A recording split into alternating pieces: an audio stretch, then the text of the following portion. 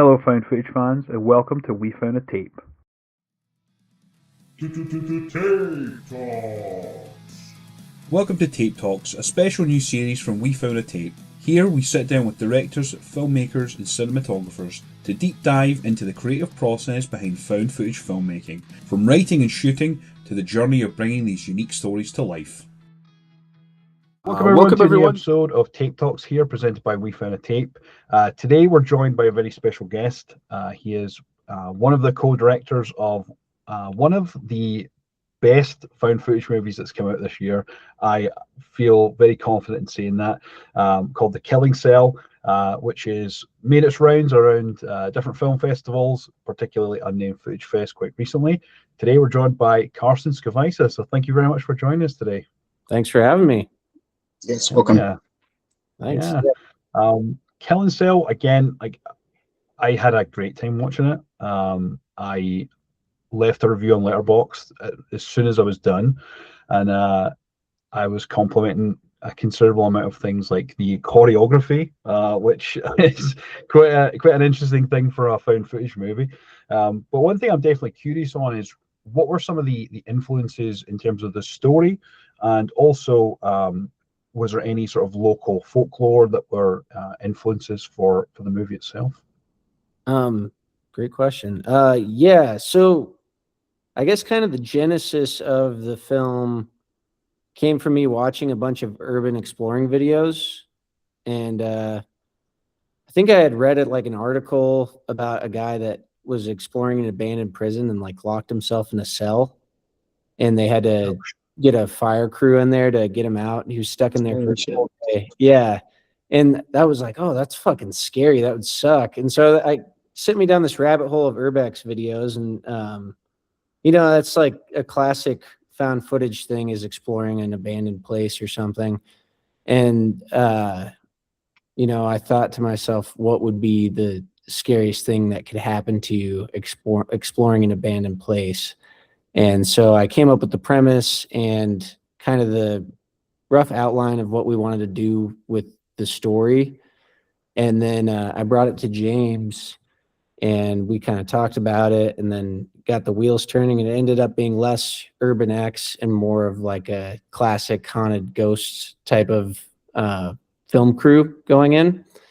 And I guess as far as inspiration goes, I know as far as how we structured the script, I think when people see it, it'll make a lot of sense. I was super inspired by Bone Tomahawk, the nice Craig Zoller movie. Oh yeah.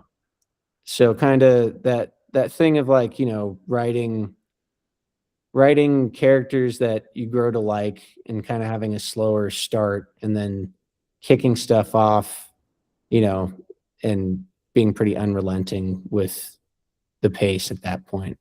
So that was a big inspiration for me as far as how we structured the script and some of the brutality aspects of the tonal shift in the film. We really wanted it to feel fun at the beginning and not be super dour or anything like that, and then just become pretty relentlessly brutal in the second half. And so, yeah, that was big inspiration. And then I know for James, he's a found footage fanatic. I love found footage. It's not something I ever thought I would make. And then once I just thought of this premise, and it seemed like it was an angle that somehow hadn't been done before. I think when people see it, they'll be semi-surprised, but it also, is something you would think somebody would have done a lot sooner. And yeah, I got excited about it, and I was like, let's do this. And he was really inspired by Rec. I know Cloverfield is one of his favorite movies. Grave Encounters obviously was a big inspo for him. I actually still have never seen it. I can't believe I'm saying that, but it's been on my list for a long time. And yeah, but I think that was kind of one of the things that made writing it pretty interesting is, I've seen a good amount of found footage, but he's got a little bit of a deeper pool than I do in that subgenre.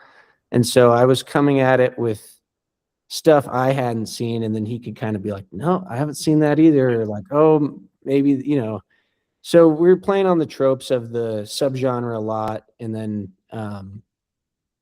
just trying to see what we could do to subvert some of the expectations people have going into a found footage movie. Hell yeah. I love that. It's quite unique to find a found footage movie where you're seeing things that haven't really been done before or haven't really been done to the extent as what you're seeing. And I definitely was finding that a lot with the film.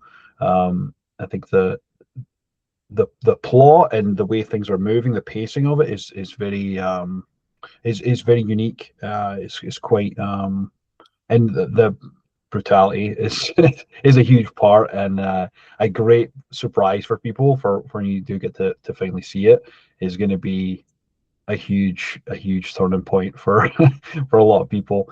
And the definitely recommend Grave Encounters, by the way. It's an awesome one.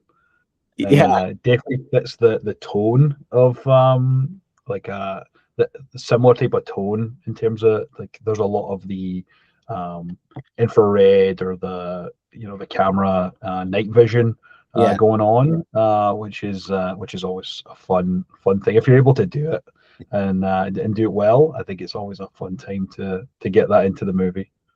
Yeah, I definitely love the night vision stuff and found footage. I think it's so scary. And I think it works really well too, as it makes the camera a unique tool, I think, in a found footage movie as well, where like if they're relying on night vision to see, for example, which we do for part of our film, they don't want to have their lights on.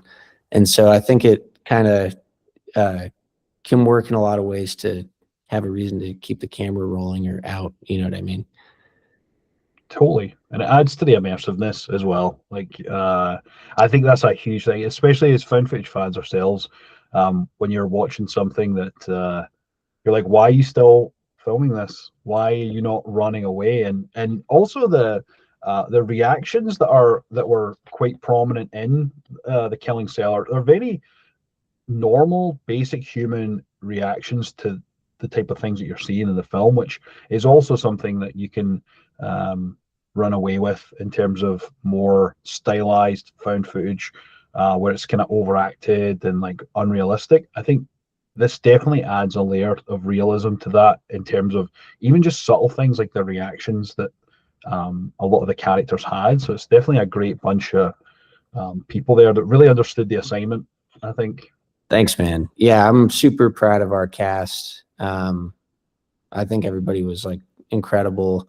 And it's funny, the lead character who James ended up playing in the film, James hadn't done really any acting.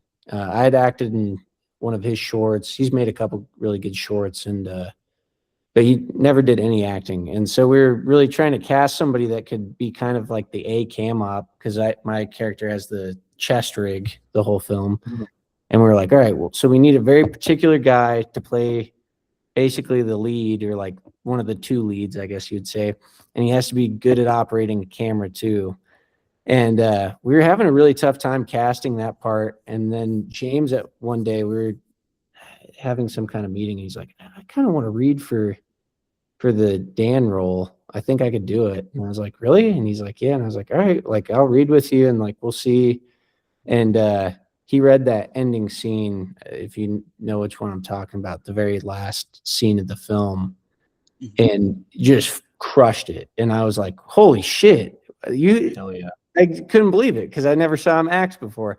And he just killed it. And I was like, all right, well, that's done. We can stop casting for that role. And he killed me for gushing about him so much. But yeah, I think he's great in it. And then Aaron Collins, who plays Sadie, I was right when we were finishing up the script, I was acting in a short film called Night Shift at Ned's that my friend Hagen Mattingly directed. And she was the star of that, and she just crushed it. And I was like, hey, you want to be in a movie? She was like, yeah, I do. And I was like, all right, well, maybe read the script and see how fucked up it is, and then tell me if you want to do that. And yeah, luckily we got her on board. She recommended Jordan, who played Jeremy in the film.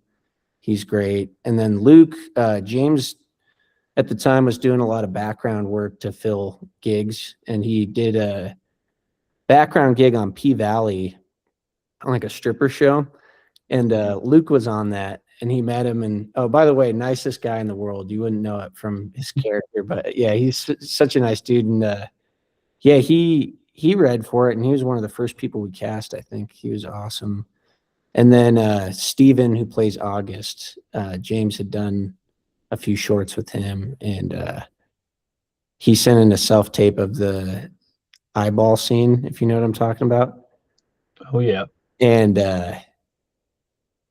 God, I remember James showed me that tape, and I was like, holy shit. It was funny. Like, we didn't have to do a whole lot of casting. We definitely searched around for a couple of the roles for a while, but those few people were some of our first picks to read, and they're just kind of perfect. We kind of knew with each of them that we found our person, and a few other people read, but and we're great, but we just kind of locked our cast in pretty quickly, which was cool.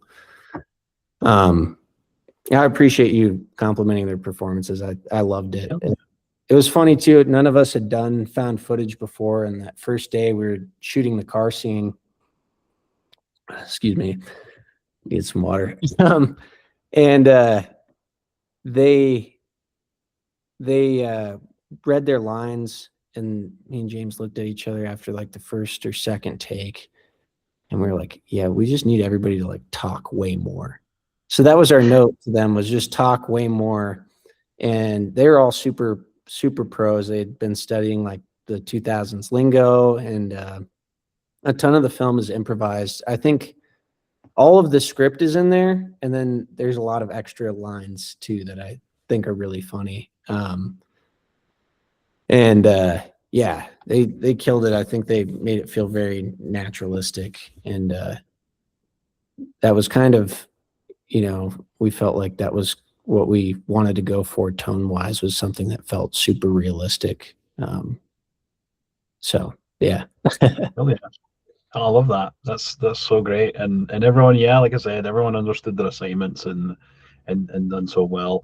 It really felt like that time capsule of 2006, like that 2006 to 2009 type era, is very much nostalgic, and people really try and really capture that. And some fail, some almost get there, but it was solid. It really felt like you guys had shot this in 2006, and it's now just resurfacing 20 years later.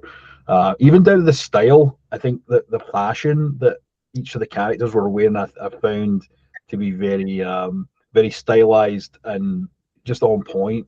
And E-Bomb's World reference was one that I particularly caught, that I loved. I'm like, I have not heard that in probably about 20 years. I thought that was awesome. Thanks, dude. Yeah, I think James is the one that wrote that into the script. And it's funny, we were both pretty young in the early 2000s. I know for me personally, I have an older sister, so she was a teenager, in like 2008, in that time period. So it was kind of cool just thinking back on like her and her friends, and like, I still remember a lot of the stuff from that era of time, and like I've listened to new metal and love 2000s movies and stuff. So I'm pretty immersed in that period of time. And I know James is a big fan of that period of time, music and film wise too. But thank you. Yeah. I mean, we didn't want it to feel like nostalgia baity. But we knew that for some of the story purposes, as far as like the lore of the prison, and then just, we wanted to shoot it on tape and kind of avoid some of the like new influencer type of stuff that is on the internet. It just made sense to set it in that time period, and we just tried to kind of nail it as far as that goes without being too nostalgia baity, I guess, is the best term I can think of. Yeah, totally. Yeah, I'm glad that landed. Thanks, man. definitely worked, and it landed, which is always a good thing. And David, I'll hand over you for some questions as well. Absolutely. And just to piggyback off of what John said, I really enjoyed the movie too. there was a lot of twists and turns that really got me into it. The nostalgia of it with the clothing was down to a T. Everything just reminded me of that time period. So I really enjoyed that as well. The characters did the actors did a phenomenal job. So yeah, the movie was great, and I can't wait for everyone to see it. But yeah, before we start going into it, I also do have to apologize to everyone. I'm a little bit under the weather, so if my voice cracks or anything in the process here, I'm sorry. The sickness has gotten me. So, but there is one point in the movie that I do want to talk about without giving too much away, because I want people to enjoy this without giving too much away. There was a scene as it begins the journey into the place where it was a group photo on this wall that had kind of a mural on the wall. Was Yeah. this something that was added to the wall, or was this something that was already on the filming location? Yeah, that was our one. She's part of our effects team. She was our key SFX. Kayla Kelly did that mural, and James designed it. James did like a mock-up, and then she stenciled it and spray painted it on the wall in there. And a lot of the graffiti in the place was there previously. We had to cover up a lot of dicks. There's still a lot of dicks in the movie. But yeah, that specific piece she did, and I'm so impressed with that. She just killed it. That was day one. I think she came in and did that. And then yeah, stuff like I think the only other thing we added was that giant get out. That's about halfway in the movie. Everything else was pretty much there. And there's some fun little ad libs where we would comment on, stuff we saw in there that made it into the movie. But yeah, it was just a creepy place. We found some really scary stuff during our tech scouts, and we were like, "Oh, this is the spot." Yeah, it was a very creepy spot. It gave me the chills, and the reason why I asked about the mural is because it really set the tone before the journey started into the place. So that's why I was really curious about it. But just to kind of add to what you were saying, I think it would be kind of weird if you didn't find an abandoned place and didn't find a bunch of dicks drawn all over the walls, because it's just a natural thing that you see every time you go to some place that's abandoned that has graffiti. Yeah, so many dicks. Yeah.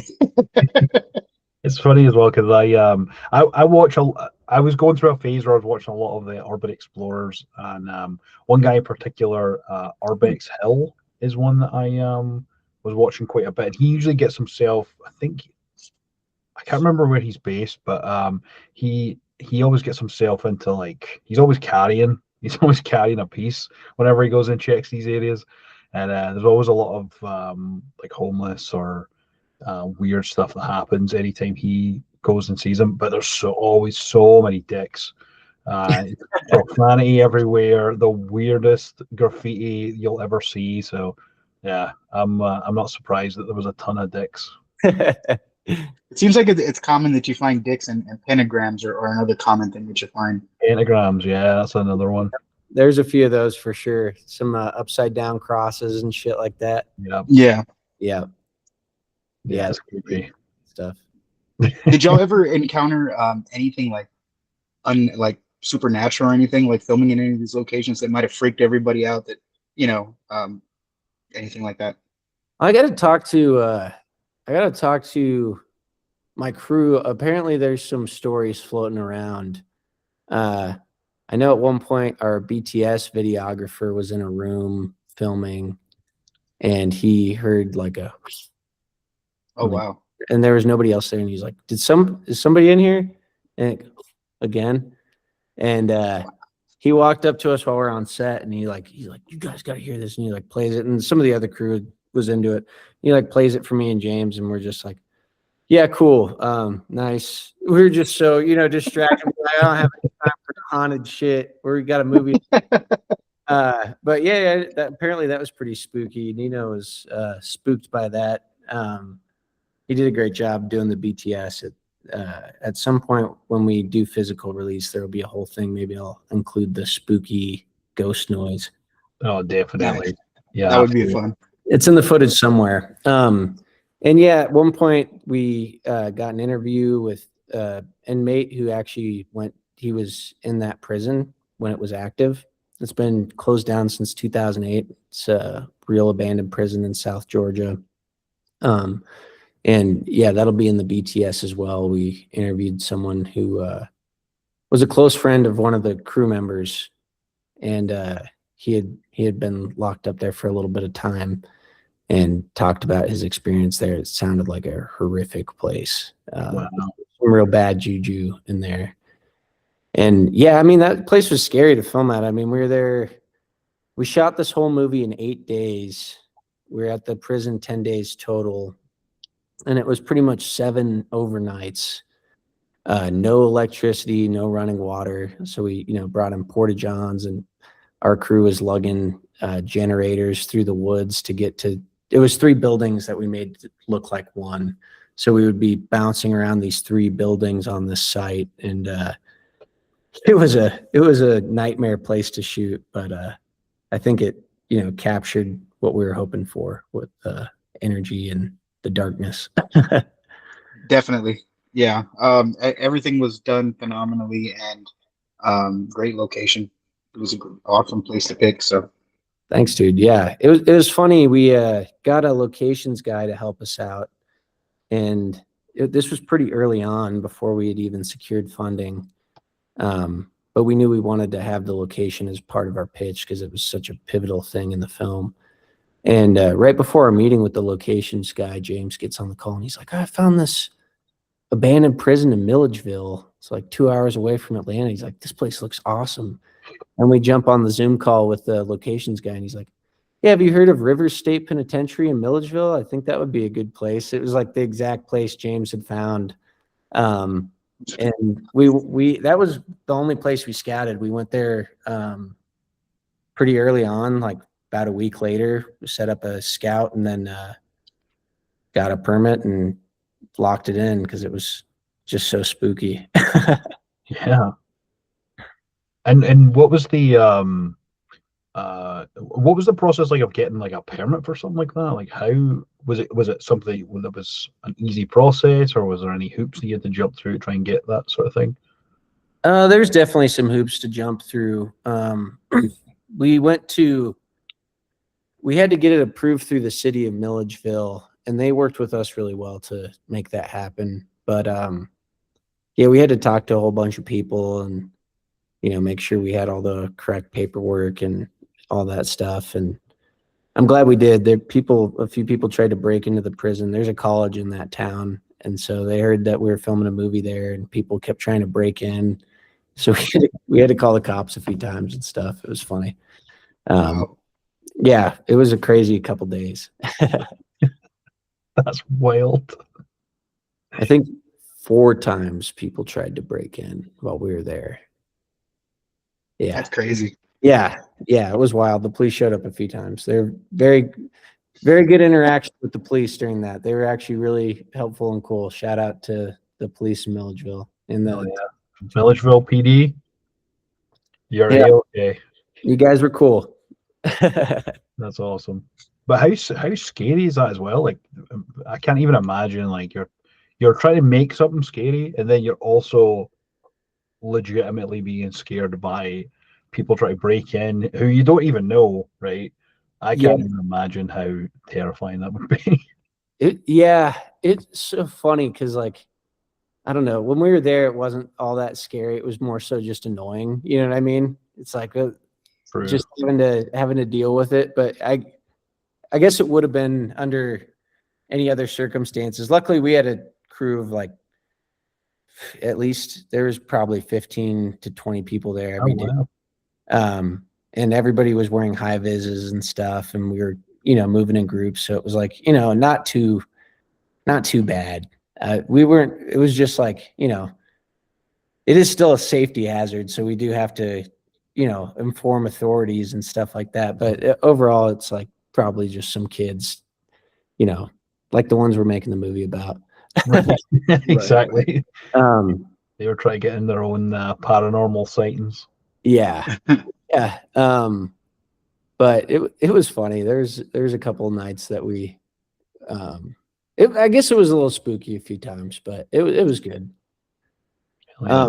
And then, to I guess, I don't know if there's so much I could talk about, but with that big crew, I guess I could tell you about this. So that the killing cell room, you know what I'm talking about? Oh yeah. Actually a set that we built on location. So we had, you know, a big crew building that for the first few days of the shoot. Half that room is a fake wall, built with flats, like paint match to match the real walls in there. And then we had to build the cells and stuff. So it was really interesting because we were shooting everything leading up to kind of the crazy action with just, you know, just the actors, the sound guy, and our DP. So it was like super intimate shooting. And then we had a whole nother team over at the prison or in different parts of the prison building the sets and then set dressing the other locations for like the lobby scene and the office and stuff. Hell yeah, that sounds like a logistical challenge in itself. But having so many hands in there, like it's not as common for a type of found footage film to have that many people to be able to set dress, and you know, some are working here while you're over here, and it sounds like a very efficient and well planned out operation that you guys had. Is that something that you all went into, and the pre-production aspect was there a ton of planning that went into this in terms of shot listing and specific beats that you needed to hit, and also just the process of creating that element for that final sequence? Yeah, I mean, when I wrote it, I wrote the first draft and sent it to James, and he loved it. And then I showed it to my other producer, Corey, and he was like, "How the fuck are we going to do this?" You know, it's a big story, and it's a big location, and a lot of action, and a lot of effects. And so, pretty early on, we started meticulously planning how we were going to do a lot of these big set pieces and how we were going to make this happen. Especially the first day, I mentioned we went and scouted the prison, and we went to get lunch after. And my producer Corey's like, "Man, that was perfect. Like, what a great spot." And I was like, "Yeah, now we just got to build a set for that one scene." And he's like, "What? Why do we have to build a set?" And I was like, "Well, there's no rooms there that fit, you know, that location in particular, for that ending scene. We really knew we wanted to end it in that way. And, you know, it's a particular design for a reason, for the story and stuff. And so, you know, we got in a huge argument. He's like, "What? I don't understand." I was like, "Just trust me." And, you know, it worked out. We ended up, it was funny. We lived at a house about 20 minutes north of Atlanta. And so people would come over, our friends would come over when they had their days off and stuff and help us build all these flats and all these cells and stuff and paint them. And so we had like a whole operation out of my garage. My garage was filled with lumber and stuff like that. And our production designer, Erin Jackson, shout out, she was great, was constantly coming over and we were just building stuff for 2 months leading up to it. And then we packed it all into a U-Haul and drove it down there and assembled it on site. Yeah. And so, I mean, everything, we planned our days extremely carefully. Like we scheduled everything so that, you know, the crew could finish building this set for the like 2 biggest scenes of the movie, which happened like halfway through the shoot. And then, you know, we had to figure out like what day are we shooting where, so that they could come in either earlier that day or the day before and prep those locations with set dressing and stuff. And yeah, it was a big team effort. Corey King, he was the first AD and kind of the construction manager, and our UPM and a producer. And so, you know, and like, yeah, we're all wearing so many hats. I mean, there would be days where our friends are building stuff in our driveway and me and Corey are looking at the budget and like doing accounting. And then we'd go back outside and start painting. We're like in our shorts, covered in paint, looking at an Excel budget. It was cool, but yeah, we spent a lot of time, in preparation for this. And then Anthony Cousins, who made Frogman, he was like a assistant director. He first AD'd like probably the first half of the shoot, and then was an AD on the other days too with Corey. But yeah, Corey was overseeing that construction build, and then Anthony was with us shooting. Hell yeah. Very, very cool. We love Frogman. We're big fans of Frogman over here. I'm in Frogman Returns. Nice. I actually put that in my notes to ask about, because I was looking at your IMDb just to take a look there and see, and I was like, Frogman Returns, hell yeah. Yeah. What was that like, filming and making Frogman Returns, and what were your thoughts on the first one? Loved the first one. I actually, like I said, I'm not, well, now I've really broadened my found footage horizons after, making one and all that. But, I'd seen all the mainstream ones, even like Man Bites Dog, Creep, all the main stuff. And I was at the Telluride Film Festival in 2023, and I saw Frogman, and I was like, holy shit, you could do this in found footage. It was just so fun and like unique, you know what I mean? And it was around that time, maybe right before, I don't know, somewhere in that time period, I had thought of the premise for this film.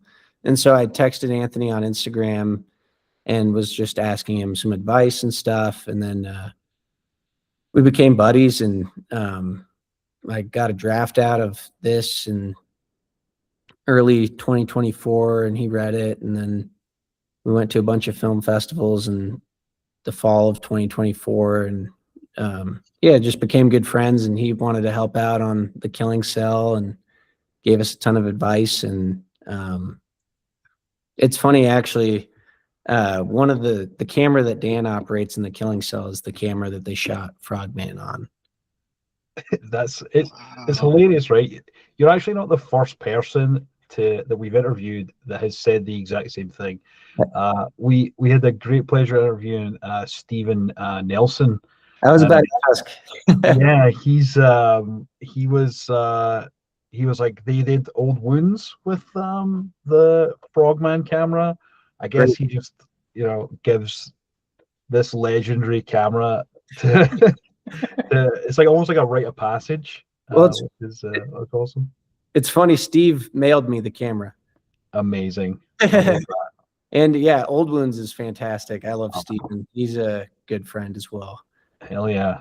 Oh yeah, that was such a great one. And then I'm kind of blown away by the different degrees of separation that are happening here, because you've got the Killing Cell, you've got Old Wounds, and you've got Frogman, and they're all connected by not only the camera but also people that are in the films as well. Because Old Wounds, we have Chelsea, who was in Frogman, and then we have yourself, who's in Frogman Returns. Stephen, I know, worked with Anthony and things like Frogman, and I know I think he worked in the catering department for Shelby Oaks as well. So there's like a lot of like crazy 6 degrees of separation that I'm absolutely loving in the found footage community. Yeah, it's funny. We know a lot of the same people.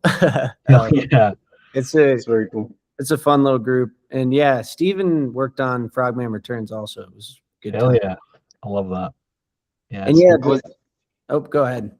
Oh yeah, I'm sorry. So as I'm listening to you both go back and forth here, I'm just thinking to myself, if they ever made a found footage Hall of Fame, that camera should definitely go into the Hall of Fame and get an award. That camera specifically.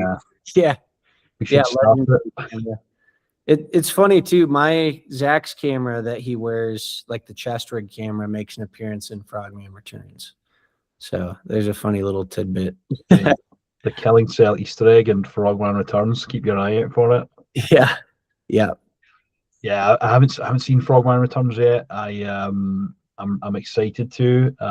I've spoken to Anthony a couple of times, just sharing his stuff, and we've been in contact. So yeah, definitely. I think this is David. I think this is our sign that we need to get Anthony on the show. Absolutely. Yeah, absolutely. I'll let him know. I have a call with him after our Amazing. Yeah. I'll let him know. Hell yeah. Send Thank him you. our best. And we can't wait to see Frogman Returns, and we love Frogman. So Frogman Returns is the Terminator 2 of Frogman. oh fuck yeah. But best way I could put it. It's fucking Hell yeah. I got chills. yeah. It's gonna blow you guys away. It's off the it's funny because we had around the same time. So he sent me Frogman Returns, and I thought to myself, I was like, how the fuck is he gonna do this? I was like, this is fucking crazy. It was so big. And then we finished The Killing Cell, and he was like, man, I thought to myself when I read it, how the fuck are these guys gonna do this? And then a month later we shoot Frogman. I'm like, there we go. Yeah. And yeah, we got a little something in the works. We'll see what happens. Whoa. Hell yeah. I'm all for it. I'm a big fan of both you guys now, so Thanks. so yeah, I'm looking forward to that. That sounds awesome. And it's funny, I did make a point of also writing in my notes, just asking about the camera setup. It is that sort of that tape analog style of film, and I'm curious on kind of if you're able to sort of share any specs or processes when it came to the actual filming process. Was there a particular any other cameras that you guys were using to get the look? No, actually, we knew pretty early on that we wanted to shoot on high 8 tape, and kind of just with the time period we were setting it in and the aesthetic we wanted to do and the night vision stuff, we really liked the tape aspect of it. That was pretty early decision for both of us. And another thing that's pretty interesting about the film is a majority of, actually, I would say every dialogue scene in the film is a true oneer, just from 2 cameras. So we shot everything. God bless our sound guy, Jeff Yabro. He's booming the entire movie, and he's avoided it. We're going 360 with the cameras. But yeah, I mean, all of the dialogue scenes, some of them are cut up, but they would be like 5-minute takes, and we would shoot until we got a good oneer that we could use for the edit from both cameras, which was, went into a little bit what we talked about of the meticulous planning, because we talked about how we wanted to edit the film, and it was a constant back and forth of James and I acting, and then looking at your camera to make sure you're getting the shot for the peak you need to get, but you can't look like you're, especially in the tense moments, that you can't be like, oh my God, and you're like staring into your monitor. It wouldn't make any sense. So it had to, look natural. So we were constantly like, getting the shot, and then it's like, oh, now it's time to, tap in and really act. And yeah, it was tough shooting that way, because we're shooting so fast. It would be like, did you get it? Yeah. Did you get it? I think so. Yeah. And then, sometimes we watch playback on a little tiny monitor, but yeah, that was how we ran the scenes. And again, our actors were phenomenal. They just had everything super memorized, because we were doing, 5-minute takes consistently. So, memorizing 5 pages and doing ad libs on top of that and not stepping on each other was really impressive on their part. Absolutely. Especially if there's like certain beats that you have to hit, and especially from I can't imagine planning the edit before you've even shot anything is probably, for me, probably one of the most tense and scary things that you could ever do, especially when there's a whole lot riding on it in such a tight shot in such tight quarters as well. The pace is definitely a thing that within the film is something that is incredibly commendable for you guys, for the fact that you were able to do what you were able to do which seemed like such tight quarters and make it so impactful and cinematic to a degree. Of course, it's with unconventional cameras and the process of making it, but doing that, like, that's insane. And I can't believe the finished product of what you guys did versus the limitations that you must have had was just it's incredible. Like, congratulations to all of you guys, honestly. Thank you, man. And yeah, we did want to. Another thing I haven't seen a lot in found footage is like action and like stunts. Mm. I know you mentioned the choreography. For every single one of those, we shot previses. So that was the stuff that we shot with, like, basically you would say like a shot list. Because a lot of the other stuff came more so from the script of like the impactful moments where we're like, well, we got to catch your line here. You know what I mean? And we'd come up with some of that blocking on the day. The great thing about Zach having a chest rig, which James actually built that. James and Peyton Walls, who helped design our set. They built that chest rig, but it was great because my character just needed a reason to look places, like turn my body. And so in the big moments where it wouldn't make sense for Dan to be getting clean shots because of the intensity of the scene or whatever, I just had to face my body toward whatever it was, and it gave a justification for it to be seen. But yeah, the previses were like, we shot all the action scenes ahead of time.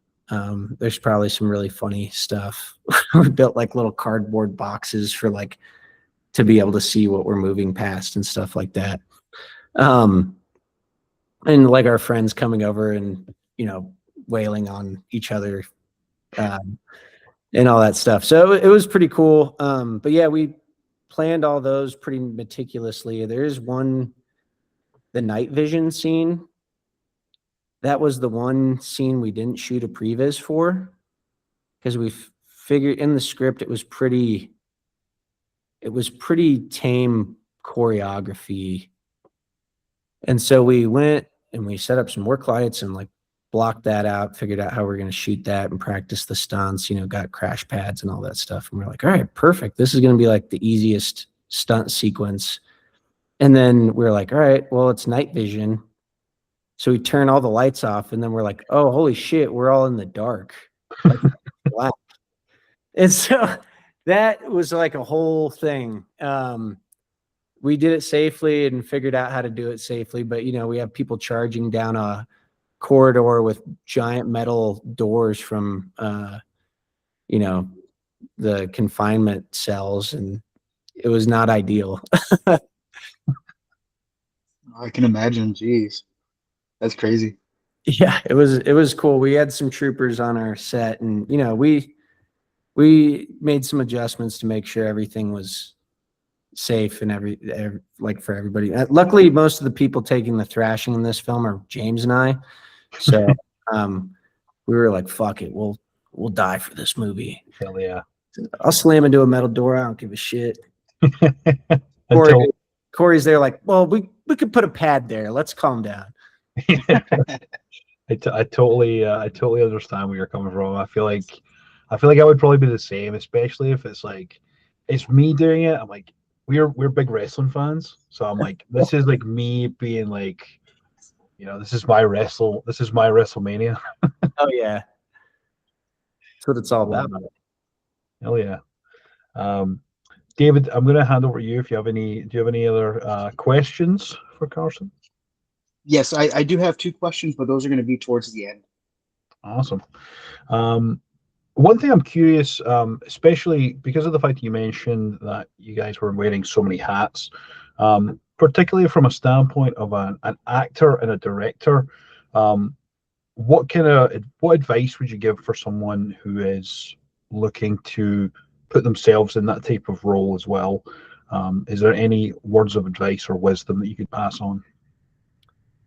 Don't make yourself a camera operator as well. And if you don't have to. And I would also say one thing, I think just the fact that So Anthony's a co-producer, and our DP Rob was a co-producer, and then it was James, Corey, and I. And we're all just wearing way too many hats. You know, people are coming up being like, "What time's lunch again?" You know what I mean? And it's like just having another person there to buffer some of that stuff takes a lot of pressure off you. It worked really well for James and I to co-direct this. Just we co-wrote the script, and we're so locked in creatively on what we wanted to achieve with it. We didn't have any spats about any of it. We had talked about it so much leading into the shoot that it was, you know, pretty simple, and it helps for both of us to just have each other to be like, you could do better on that take, or you know what I mean, to give notes to one another. So that it's not like you're directing yourself as much, especially, you know, for this film with how intense the shoot was. You know, your attention spread a million directions, and so sometimes just having another person there to be like, lock in right now. You know, need to forget about the guys trying to break into the prison and do your, you know what I mean? But yeah, I mean, I don't know. I think for found footage in particular, I think co-directing works really well because there's only so many ways you could shoot something. So if somebody's thinking about acting in a found footage film, that's, you know, something to keep in mind, or at least having somebody else there to watch your performance while you're operating and doing all that stuff. And I've acted in a few narrative projects that I've made. And I think that's just a whole nother experience because it's so much easier to watch playback, and, you know, kind of the shots are separated. So it gives you a little bit more time to lock into moments rather than, you know, moving scene into scene where you're doing 5-minute takes and you have to be in character the whole time. I will say there's a moment early on, James, spoiler alert, that first scene where it's like, your mom's fat pussy, like the very opening shot. That scene goes on a little bit longer that we cut, but it was funny. We were going in on it so hard. He's like, guys, seriously, and stuff. And one of the other actors, like, thought he was seriously offended, even though we were still rolling. You know what I mean? He was in character, but they're like, I'm sorry, James. And he's like, oh, you know, we had to do the take again. Yeah, that was fun. I don't know. Do it. It's a blast. I loved acting and found footage. It's fun ad-libbing and stuff like that. Hell yeah. Yeah, it looked like a great time, I think. And I've said this about a number of different filmmakers that we've had on here. Like, if your crew and the people that are in the core part of your film are having a good time, I feel like it translates and it builds not only the lore of the characters and the story, but also just the believability, especially from a found footage perspective, where that is so important, because that's what people really crave and really want. They want that hyper realism from a character or from a situation or from a story. And I think going back to what I mentioned before, like the situations that the characters find themselves in, that the reaction that they all give is so genuine and so to the point where you're like, yeah, I'd probably do the same thing in that situation. And it's not overacted, and it doesn't come across as if it's like a produced cinematic film. It feels like you're watching these people go through an abandoned prison looking for ghosts and finding something way more. So, Thanks. Yeah, I mean, another thing we did, we had several table reads and spent a lot of time together. The friend group did, so that we could build, you know, real rapport with one another. awesome. Another reason I was stoked James acted in it is like we're very close friends in real life. So I think that kind of translates in the film as well, is like we really do like talk shit to each other and bust each other's balls constantly and stuff like that. And so that was like an easy dynamic to fall into between the two of us. And then, you know, we made such great friends throughout this film. I think, again, I'd worked with Aaron before but I didn't know Luke and I didn't know Jordan, and we spent a lot of time together and all became good buds. And so I think that kind of bleeds through into the film, which is what we were hoping for. And also, I think something James and I tried to do is like we didn't show them the location ahead of time. Oh wow. Excuse me. And so that their reactions to every like piece of the place that they discover are like the first time they've seen it, Amazing. or the second take of the first time they've seen it. So it allowed for a lot of like fresh reactions from them. And it was easier for James and I to feed off that energy. You know what I mean? Hell yeah. We tried to, because of how intimate shooting found footage is too, it was, you know, some of those gore set pieces and stuff like that really felt intense because it was like, you know, the two of us in a room with a sound guy who's like a ninja disappearing into the walls and stuff. You know, just seeing some of this stuff done by our effects team for almost the first time too, you know what I mean? And Brooke Gillespie, Kayla Kelly, and Omar Sifredo were on set effects artists. Brooke was the department head, Kayla was the key, and then Omar was on set for a couple days.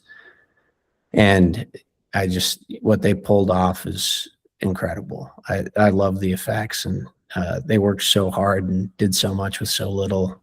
And so seeing some of that was just like crazy. You know what I mean? Brilliant. I love that. And it's also just come off of Unnamed Footage Fest where it showed this year. It's shown, I know there's Calgary. Our Canadian here. Yeah, that's going to be awesome. What has been the reaction like from people that have seen it? Have you found that people have reached out to tell you about their thoughts on the film, or how's that been from peers as well in the industry? It's been, you know, very good. It's felt really good because, you know, you're with something for so long. I edited this film too and was involved with the sound designer, Tyler Garn. I was over for a lot of the mixing days and like did ADR and all that stuff. And so, you know, it's tough like watching yourself and you're so attached to this project and you're like, I don't know if this is even good. And so now, you know, having it come out, a lot of the things that we thought would work as far as the surprises and the violence and the scares, they seem to work. You know what I mean? Like we get gasps, and a few people have told us that the violence made them sick to their stomach, which is kind of fun to hear. My mom and dad came to the cast and crew screening. That was last August. It was like the film was maybe 70% done, 60% done. But I was moving from Atlanta. So we did a little cast and crew screening, and my parents came and they walked out. My dad was like, that was awesome. And then my mom was right behind him. She's like, I got to go to the bathroom. Like, I feel sick. Hell yeah. That's how you're supposed to react. Hell yeah. Yeah. I love that. It's always a good reaction right there. Yeah. But yeah, I think, you know, the big moments, the first time they find the hidden cell block tends to be a big moment. And then we have that moment with Sean right after that kind of eases up the tension. And then I feel like that scene is kind of the point of no return as far as the tone, and it doesn't really let up much after that. And I feel like you can really feel that in the screenings, which feels good. Hell yeah. Absolutely. And you briefly touched on it earlier on, talking about physical media. Is there plans for that in the future? Any sort of Blu-ray, DVD, things in the works that you're focusing on? There's definitely plans. We're talking to some different people right now, hoping to sign a deal for physical soon. And then our current plan is to self-distribute in the fall. We're aiming for September or October. So the film will be out on VOD in hopefully we'll have physicals at that time as well. We'll probably do a limited VHS run also. Oh, Nice. that would be sick. Hell Yeah. yeah. So, and then we have, a behind the scenes featurette. There's a thing that'll be on the Blu-ray, which is the last Hell Gang adventure before the Killing Cell. Which Oh wow, okay. Sadie, Zach, and Dan are exploring an abandoned church, and it includes some of that stagey aspect that we talk about lately in the film, where Right. using fake blood and all that stuff. It's kind of fun. Probably be like 10 minutes. So there'll be some fun little special feature things on there. Yeah, we're working on that. Hopefully that'll come together soon. And there's potential. I keep throwing it out there. I mean, we'll see how the movie does, but James and I do have an idea for the Killing Cell Part 2. Nice. It wouldn't be found footage though, but we have another idea for the story that will shock people again, I think equally. Okay. So, yeah, we have that somewhere. If anybody's interested in tossing us more money to make that, put it into the ethos. Hell yeah. Yeah, put it out there. Yeah, I'm excited for we're big physical media collectors. Yeah, I'll definitely keep an eye out for when you guys have that. I'm definitely gonna snag a copy. That sounds Absolutely. awesome. Sweet. Yeah. Hell yeah. David, I'll hand over your questions. I know you mentioned a couple more, and then Yeah, absolutely. we can wrap things up. Absolutely. So I like to end the interviews with a couple of fun questions just to throw them out there. So if you were actually surviving in a found footage movie, what 3 things would you need to survive it? A gun. Number 2, let's think here. Maybe a grenade. And Build up. a cell phone that can call for an emergency. A satellite phone? Yeah, satellite phone. No matter where you're, Yeah. you could get some help. Hell yeah. I think I was gonna say if it was like a cell phone that had it wasn't necessarily like a sat one, it could also double up as like a flashlight as well. So you kind of your Swiss Army knife type scenario where it's like multi-purpose is definitely something I would recommend. Or get a flashlight on the gun. I wouldn't want to fight Yeah. Frogman without a grenade, though. That's what. Yeah. Yeah, that's true. Are you kidding me? Yeah. And then as well, if you have a grenade or a gun, then Frogman is probably not immune to that, and then you can take his wand after, and then you're sorted for the entire journey. That is so true. Yeah, you blast some motherfuckers. It's funny you bring up the wand. I keep telling John that I want a replica of Frogman's wand. Oh, they were selling them. I think he sold out, but he might restock. So you'll have to keep your eye out for that. Oh wow, awesome. Okay, I'll Anthony, definitely keep an eye out. he had some at Frogman Fest in Ohio, and I saw he actually came to the Atlanta screening. We had our Atlanta premiere like right after Frogman Fest, and he was out of wands. Everybody was sad. Yeah, I'm sure. Wow. I didn't know he had wands, so that's news to me. And then, especially if you're going to be talking to him after this, you can let him know that there is a demand for Frogman wands. Well, I'll definitely let him know. Yeah. Absolutely, yeah. And I do apologize. Mailman just came by, so the dogs are barking in the background. So my last question would be: if you were sitting down for movie night, what would be your snack of choice? Your go-to snack? Sitting down for movie. I mean, I'd have to go with the classic popcorn. I love me a good popcorn. You could never go wrong with popcorn, man. It's so classic. And icy too. I love a good icy. Blue raspberry. Ooh. I don't think I have those at home, but whenever I go out to the theater, it's a treat. Hell yeah. Yeah, that seems to be one of the common flavors, like the blue raspberry and then the cherry and the Coke are usually the 3 that are the common ones that you find at the theater. Yeah, those are the best. I was going to say, do you go for like straight blue ras, or do you mix with the cherry as well?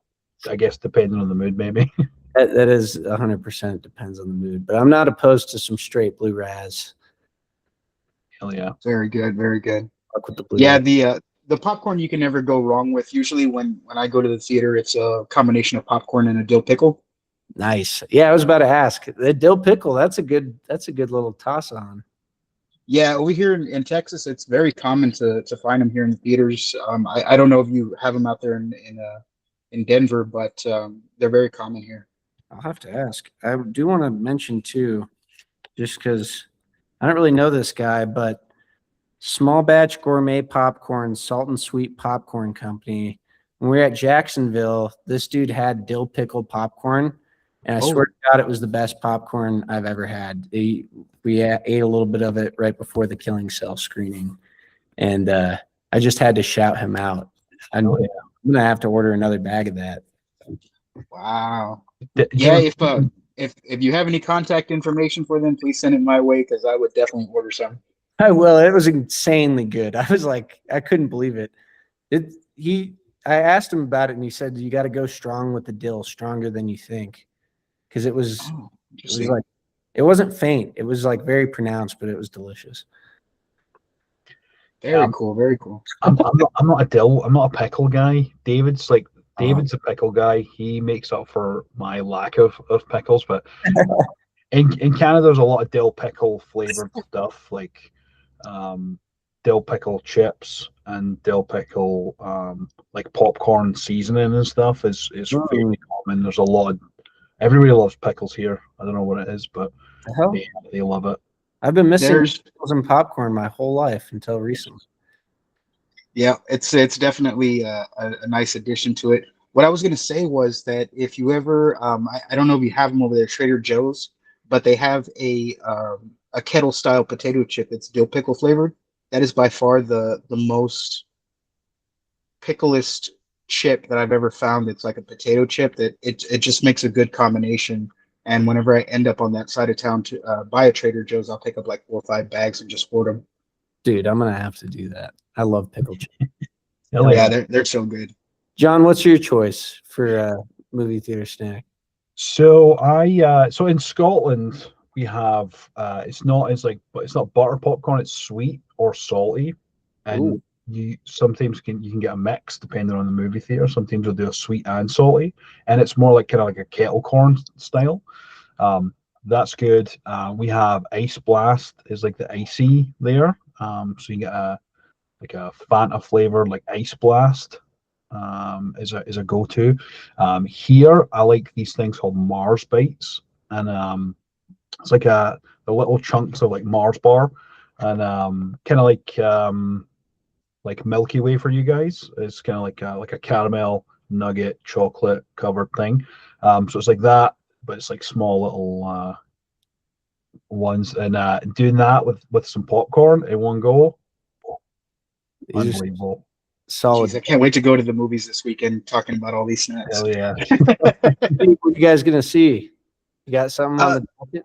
Yeah, so they've got that. John's seen it already. He went to a screening of it. The what happened to is it Matthew Nichols? Hunting Matthew Nichols comes out. Hunting Matthew Nichols. That comes out this weekend. It's a Canadian mockumentary movie. I saw it at a mystery screening. Apparently, they were happening all over the US and Canada, and it was a mystery movie locally here. And oh man, it blew my mind. It's awesome. So if there's showings of it near you, I highly recommend it. I've got to check that out. Yeah, Faces of Death also comes out this weekend too. I'm hyped for Faces of Death. Yeah, that's gonna be so good. Are you guys covering any of the other unnamed Footage Fest flicks? No, we didn't sign up for the press for this year's Found Footage Fest. Maybe next year. I think we'll probably be in a position where we can probably do it next year. Sweet. Yeah, dude. If I can I shout out a couple of my favorites? Absolutely. I didn't see as many as I would have liked to. I know Primal Darkness just came out on Found TV. Dylan Brown, super nice guy. I don't know if you guys have had him on before. Oh yeah. Really fun. Another Bone Tomahawk inspired found footage movie. I was gonna say, when you said Bone Tomahawk, that was the first thing I thought of. I was like, Primal Darkness is very Bone Tomahawk inspired as well. So yeah, saw that recently as well. That was awesome. Yeah, that was fun. Infirmary was really cool. Oh yeah. And then I think, well, Big City Pizza, maybe my favorite of the fest. I loved that. That was not necessarily found footage, but like a POV animated film. Really funny. Don't Look in the Dark was great. That blew my mind. The guy who made it, Sam, I can't think of his last name right now. Super nice guy. He's telling James and I about it. He goes, "Oh, big chunk of the movie is like in the dark." And he's like, "And we shot it vertical." I was like, "Ooh, I'm not sure." Creepy as hell. I mean, this dude, like, it's one of the most interesting things I've seen done with the format. And it is just really effective what he did. That's one to keep an eye out for. And then I'm sure I'm missing a couple, but Heritage was fantastic. It's got a hell of an ending to it. Pretty brutal shit. That was the first one we saw at the fest, and I was like, "Whoo, boy, fucking crazy." Yeah. So keep your eye out for those, and anybody listening, those are some of my favorite picks. I'm sure I'm missing a couple that I liked a lot, but yeah, great festival this year. Super cool. Yeah, there was a lot of stuff happening there. A lot of movies that I'm very excited to check out and see. Yeah, hopefully next year I think we'll probably make an attempt to get involved, whether it's virtual or not. But yeah, it's definitely a bucket list thing. It's yeah, that'd be awesome. If you get the chance to go, it's fucking sick. I mean, everybody there is super cool, great energy. It was an awesome fest. Yeah. Oh, actually, favorite one, Frogman Returns. Had to. Can't do my boy Anthony like that, but Absolutely. Yeah, for sure. Can't leave out Frogman. Yeah. Hell yeah. Well, Karsen, thank you so much for taking the time to join us. This has been an absolute blast. I can't wait for people to hear it. Where can people find you on social media? And if you have any other projects upcoming, then you can plug away, my man. Thanks. Yeah, the Killing Cell movie will be posting updates of screenings and stuff. We're going to try to do some screenings in different states outside of the festival stuff. And then we'll be updating everybody with release dates. And we just released our official teaser on Dead Renegade Films. So check that out. The trailer will be coming in a couple months and official poster and all that stuff. Mine is Karsen_Thomas3. It's Karsen with a K. It's a profile picture of Chopper. You'll know it's me. Yep. Screen Sanctity.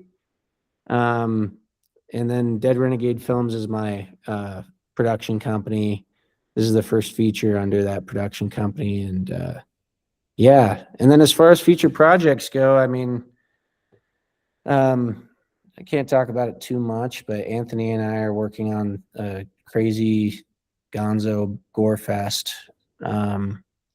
So if there's any investors out there with a couple mil that they're trying to put toward an insane movie, hit either of us up.